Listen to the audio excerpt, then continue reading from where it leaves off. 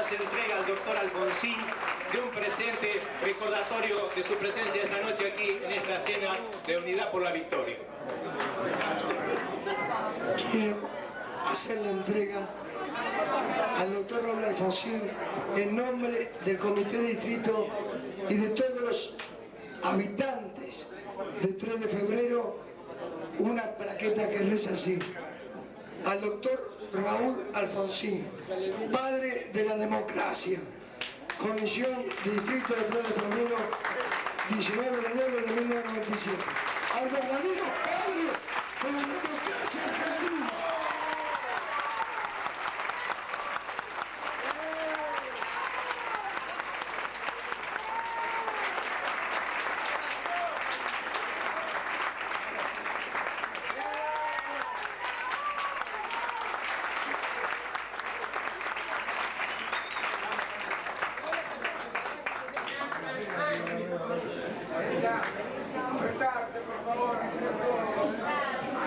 Queridas amigas y queridos amigos de 3 de febrero y partidos vecinos, yo, como el resto de los 6 oradores que han ocupado esta tribuna, tengo que procurar limitar mi tiempo de exposición a efectos de no cansarlos. Pero de todos modos voy a procurar decir algunas cosas que, si bien han sido debidamente consideradas en los discursos que me precedieron, tal vez podamos tomarlas desde otro punto de vista para hacer más clara, más nítida nuestra responsabilidad en los tiempos que vivimos. De todos modos, no me resisto a la tentación de decir algunas cosas, hacer cierta reflexión sobre esta extraordinaria gentileza que ha tenido el Comité de Febrero para conmigo al entregarme esta plaqueta. De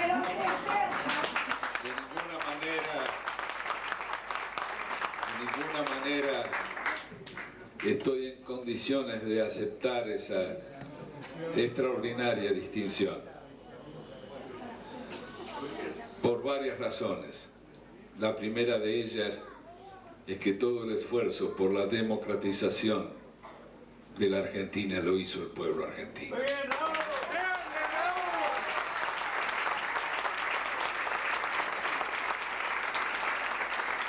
Y en segundo lugar, porque todavía no hemos logrado la democracia. Yo diría que si no fuera por ciertos vientos que vienen soplando desde Europa, quizás podríamos afirmar que no solo acá, sino en el mundo, nos alejamos de la democracia en una regresión que nos lleva a la república. Y ustedes dirán: ¿qué es esto, doctor Alfonsín, que nos viene a hablar de diferencias entre república y democracia? Y sin embargo, si ustedes piensan un poco, esta es una de las banderas por las que tenemos que luchar, por pasar de la república a la democracia, porque hemos retrocedido en el avance a la democracia en una regresión hacia la república. La república es hija de la Ilustración, fue un paso extraordinario adelante que se dio siglos atrás, cuando se luchaba contra el absolutismo, contra las monarquías absolutas, y se otorgó a la gente los derechos individuales, es decir, aquellos derechos que los protegen de un Estado absolutista.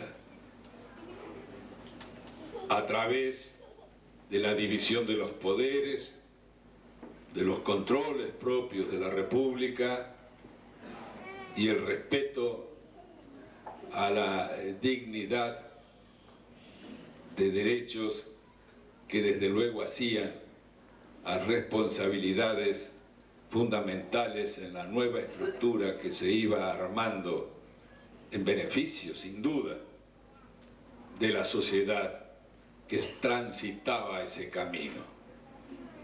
La República es el antecedente histórico, el antecedente también jurídico de la democracia.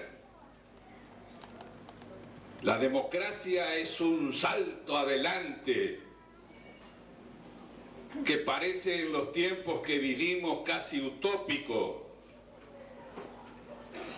porque nos habla de la conjunción de esos derechos individuales que nos dio la República con los derechos sociales, de las libertades negativas que nos daba para preservarnos del poder absoluto de la dictadura, la República, y sumaba los derechos sociales, los derechos que de una o de otra forma son los que hacen al respeto a la dignidad humana y que considera por encima de todo la necesidad de mirar a la sociedad desde el punto de vista de los más desprotegidos, de los más desposeídos, para darles la posibilidad de que luchen por una igualdad indispensable. La democracia es la lucha contra la desigualdad.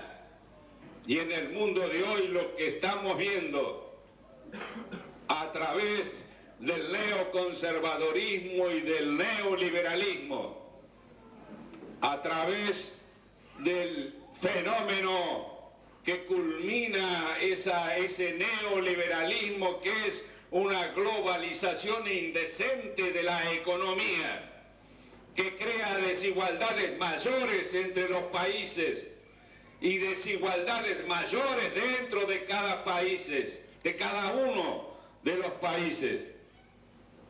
Esta es la realidad que nos lleva a sostener que en estos momentos nosotros, en búsqueda de esa democracia que cada vez parece alejarse más de nuestras posibilidades, tenemos la necesidad de luchar juntos los que pensamos en la necesidad de respetar la dignidad humana, más allá de las diferencias que podamos tener en los aspectos más sofisticados de la ideología de cada uno, porque me atrevo a decir que no está en juego la ideología.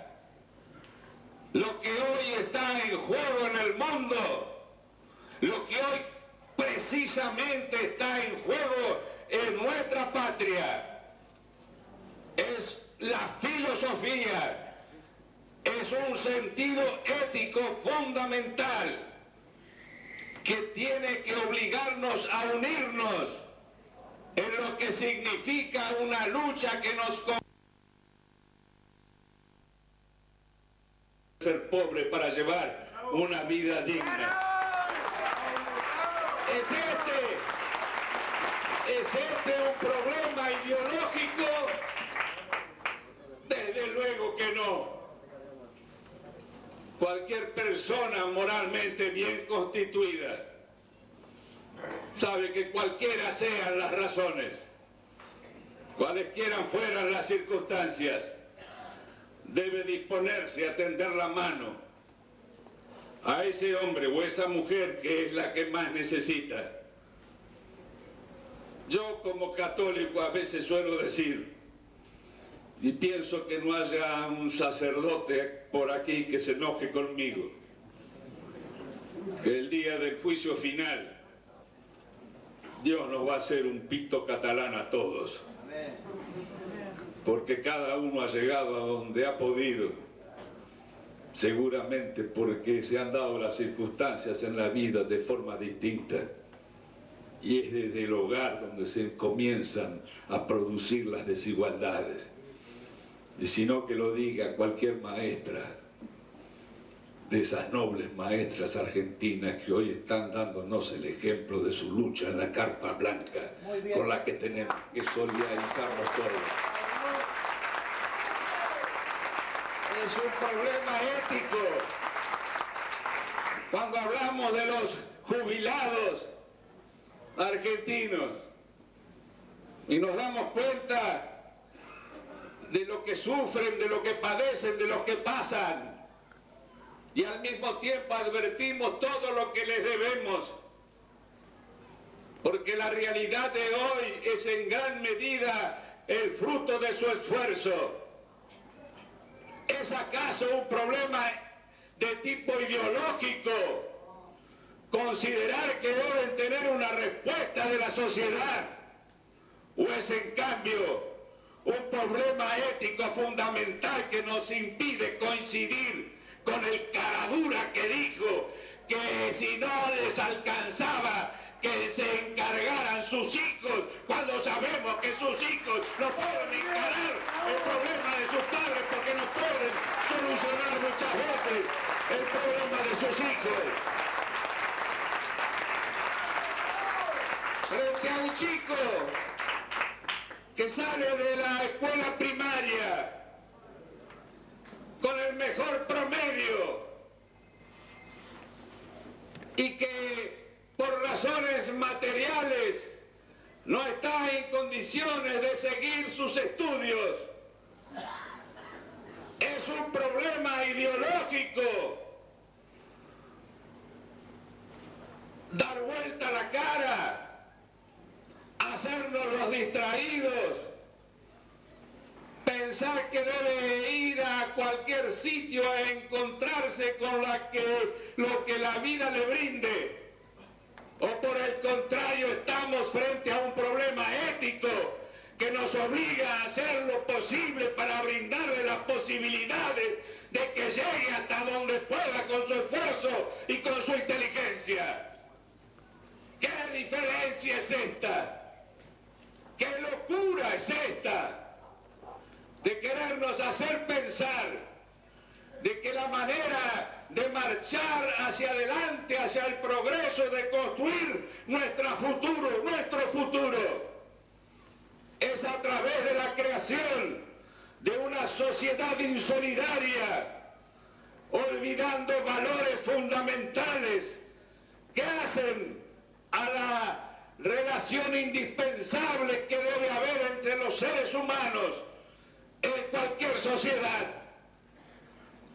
Frente a todo lo que estamos viviendo en la Argentina, frente a todo lo que vemos que ocurre con las economías regionales, donde miles y miles de hombres abandonan su hogar, sus seres queridos, el paisaje de sus sueños y de sus amores, para ir a hacinarse en ciudades en busca de un empleo que no encuentran.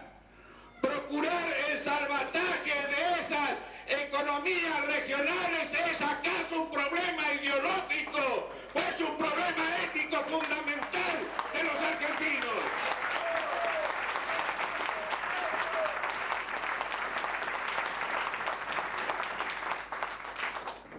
Yo creo, en consecuencia, de que podemos haber tenido muchas diferencias.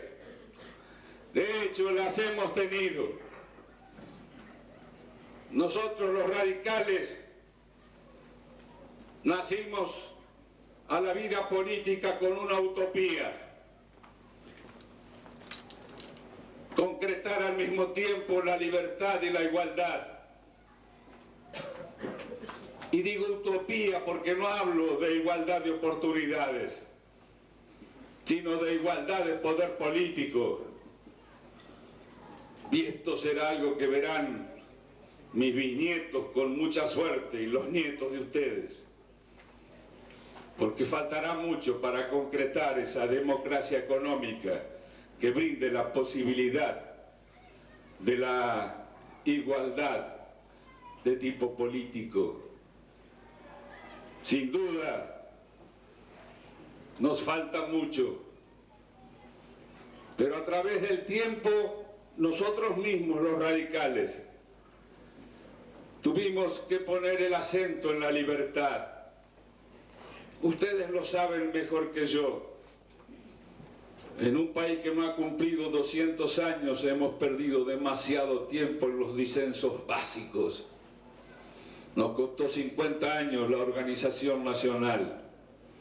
Nos costó otros 50 años que se reconociera la voluntad del pueblo en las elecciones. Tuvimos un interregno, pero desde el 30 hasta el 83, otros 50 años, con partes democráticas, interferencias, golpes de Estado, negativas irreductibles, pretensiones hegemónicas. Aparece el peronismo. ¿Quién puede decir que no fue un avance social importante? ¿Quién puede decirlo? Desde el hachero del norte hasta el trabajador en la lana del sur de la República, desde el trabajador de la costa del Atlántico hasta la falda de los Andes, sintió que había un respeto distinto por su trabajo. Pero desgraciadamente también venía con ese avance social un autoritarismo que nos obligó a luchar. No podíamos llegar a un micrófono de una radio. Vivíamos en permanente estado de sitio. Se nos obligaba a enseñar a leer a nuestros hijos con libros de propaganda política, y por eso tuvimos que salir a recorrer el país. Lo hicieron Frondizi, Balbín, Larralde, Levenson. Salir a recorrer el país en defensa de la libertad. Pero digamos toda la historia, del mismo modo en que al peronismo llegaron y se incorporaron como dirigentes casi todos los dirigentes del fraude, por lo menos en la provincia de Buenos Aires, con sentido autoritario. También llegaron a la Unión Cívica Radical, hombres que no venían a acompañarnos por nuestra lucha por la libertad, sino para impedir o demorar el proceso de avance social. Y allí fue lo que no puede explicarse nadie de afuera. Discusión en el seno de la familia, discusión entre los amigos, negativas irreductibles. Queríamos construir, teníamos que pelear. Hoy está clara la cosa. Se ha cambiado el autoritarismo por la entrega de la nación y por la injusticia social. Y podemos encontrarnos entonces, me parece a mí, superando las diferencias que nos dividían antes. Los hombres que en el peronismo querían ese avance social y los hombres que en el radicalismo tenían la utopía de construir al mismo tiempo la igualdad y la libertad. Y además comprender que esta dicotomía resulta absurda en este tiempo. Esta antinomia no puede reaparecer de nuevo. Y agradecer entonces muy sinceramente a los que a lo mejor antes que nosotros comprendieron la necesidad de superar esa antinomia y en distintos partidos políticos se lanzaron a la búsqueda de una alianza que desarrollaron primero entre ellos hombres y mujeres del Frente Grande, de la democracia cristiana, de los partidos socialistas, para ver de qué manera podían impulsar a la Argentina hacia la concreción de un futuro que todos debíamos esperar en su conjunto. Y nosotros frente a ello, los radicales, no podíamos de ninguna manera tener la pedantería o la soberbia de suponer que representábamos la verdad absoluta en la Argentina. Podíamos sí, como lo decía muy bien Moró, definir con claridad nuestra propia presencia, nuestra propia individualidad, estar cada vez más orgullosos de lo que ha sido nuestra historia y nuestra lucha, pero al mismo tiempo también saber que el pueblo argentino no estaba en condiciones de ver el trazo fino de un dibujo preciso en lo que significaba la búsqueda de la perfección, sino que lo que el pueblo argentino estaba en condiciones de ver eran los grandes brochazos de una solución.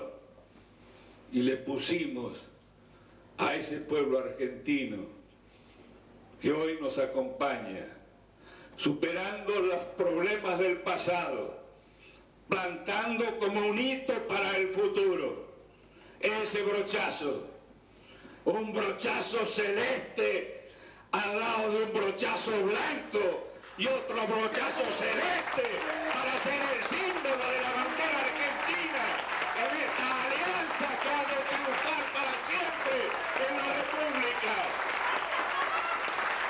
Porque no estamos pretendiendo ganar una elección. Ese sería un error tremendo. Estamos construyendo un poder. Estamos construyendo un poder que haga posible un gobierno distinto en la nación. Nos estamos planteando la gobernabilidad del gobierno que vamos a ganar